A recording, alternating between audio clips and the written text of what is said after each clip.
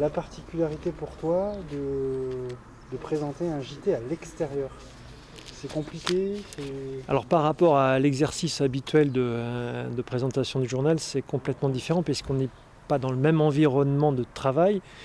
Donc par exemple, je n'ai aucune visualisation de la régie. Donc je ne serai en lien avec la régie que par une oreillette. Pour les notions de temps, cela change énormément de choses pour nous.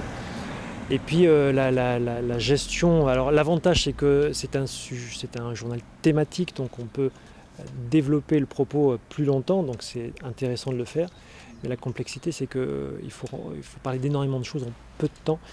Et quand on est à l'extérieur, c'est plus difficile que lorsqu'on est en plateau, notamment parce qu'il n'y a pas de prompteur, parce que la technique est différente, parce qu'il y a les aléas du direct aussi. ok. Et du coup, même si c'est plus compliqué, il y a aussi peut-être le fait de sortir, c'est aussi, ça change un peu, ça rompt le quotidien un peu Alors du studio. tous les mois, on fait une édition spéciale sur une thématique régionale.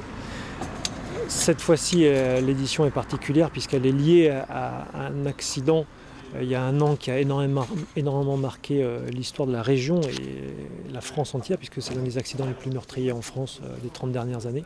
Donc c'est pour ça qu'on a fait le choix, plutôt que de parler d'une thématique particulière comme les vacances, le tourisme, l'économie du luxe, de la glisse, voilà, on a choisi de revenir spécifiquement sur cet accident un an après.